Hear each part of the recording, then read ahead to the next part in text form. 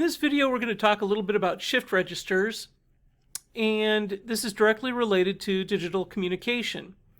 Now, when I say digital communication, we often think of like the internet or communicating voice, data, video, something like that. But that isn't necessarily the case. It can be even something where we're sending, for example, a bunch of ones and zeros to an LED array, or reading a bunch of keyboard inputs. But it doesn't necessarily mean that we're communicating between two devices. But that's often the case. So the first type of shift register we're going to look at is called a parallel to serial.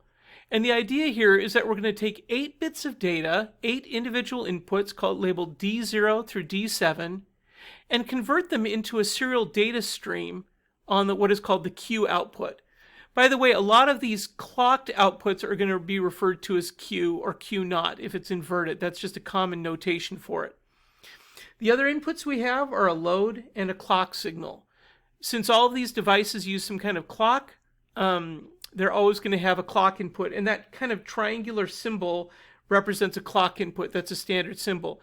You'll notice also that there's a bubble in front of the load input, and what that represents is that it is active low, that it has to go from a high to a low back to a high in order to load the data.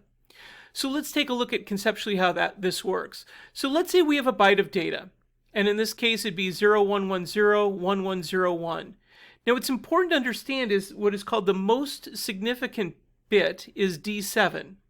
Okay, that's the one over on the left. And the least significant bit, I'll write this in here, LSB, would be D0. Most significant bit, least significant bit. Now, why this is important is because we have to keep track of how the data is being sent out and how it's being received. So, if we have this data on all these inputs, so for example, D0 would be a 1 here, D1 would be a 0, all the way down to D7, which would be a 0. I'm not drawing all of these inputs, but that's the dots represent that you'd have 8 inputs here. If that data is just sitting there, nothing is happening to it, it's just actually being sent out on that bus or those pins. However, when we press the load button, what it does is it transfers all of that data, those ones and zeros, into an internal register. So that register, it would then store that information. And I'm sorry, we haven't talked about registers, but we will in this unit a little bit. So what happens is when we clock that pulse low and high again, it takes that data and transfers it into this register. So that would represent, for example, reflecting down here, we'd have 1 0 1 1 0 1 1 0 in the register. Now, the reason we might do that is we could have multiple shift registers connected to those 8 bits, but sometimes we want to load different ones at different times. So once that data has been loaded into the register, every pulse of the clock is going to clock out the least significant bit, starting with the least significant bit out on this Q line. Now, it's a little weird to conceptualize this because in order to see what the signal actually looks like, you're starting with the least significant bit and ending with the most significant bit. So our least significant bit, for example, would be a 1 here, okay, D0, so that'd be a 1. The next significant bit would be, or the next bit would be a 0, and then a 1, and a 1, a 0, and then 2 more 1s, and a 1, and a 0. Now, it's a little hard to see that, but it's important to understand the sequence, how it's being sent out. Now, you might wonder, how fast can this work? And these devices can run up into the probably 10s or 20 megahertz range. But some of our restrictions for how far we can transmit data is depending on the frequency and the voltage. If we have a very long cable here, it might be very long. The output voltage might end up dropping down to a point where it's not a viable signal anymore. Or if we have capacitance in the signal, the rise time and the fall times of those signals might degrade the signal so that it would not end up being something that is transmitted or received. Now, data communication, this is just what is called kind of the very, very, very basic level of all of the layers of digital communication. Higher levels of communication also have to deal with data packets, where we send 8 bytes at a time, for example. And then also data integrity, how we check and make sure that the data that's being received is exactly the same as the data that's being transmitted. So there are many other layers of data communication, but this is the very basic level. Now let's take a look at what's on the other side, a serial to parallel shift register. Oh, and by the way, this is a 74165. This is the part that we're going to be using in the lab.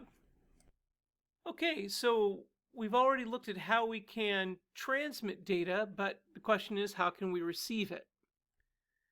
And in this case, we're going to use a serial to parallel shift register. In this case, it's a 74595.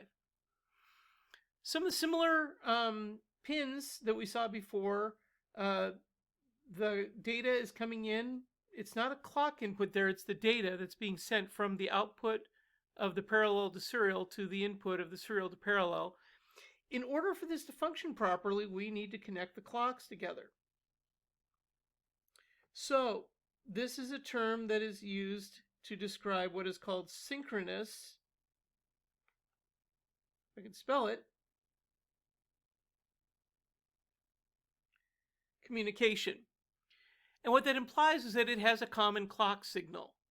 And so this clock signal is a high frequency, typically series of pulses that clock the data out of the parallel to serial converter and into the serial to parallel converter.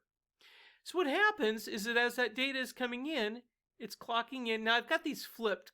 I should write this. Let me change this so it'll be a little bit more clear. I'm going to write the outputs here as Q0 to Q7 so that it matches the same format that we're looking at here for D0 through D7. So every time that the clock signal pulses, it will read in whatever the value is. In this case, the very first bit would be a 1, and it would load it into a register here.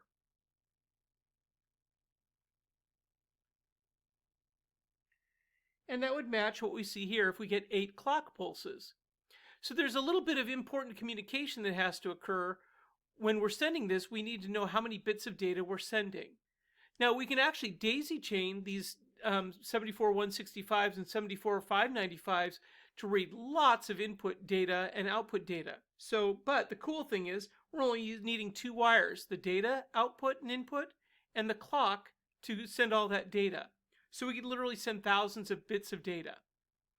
Now there's a load control here also, and if the data comes into kind of a preliminary register, it's read in, and when the load is strobed low, because it's active low, it transfers that data to the output pins, almost.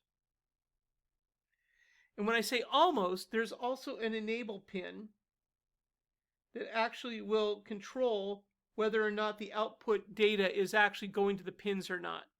So there are kind of 2 different sets of registers here, or latches I'll talk about in a little bit.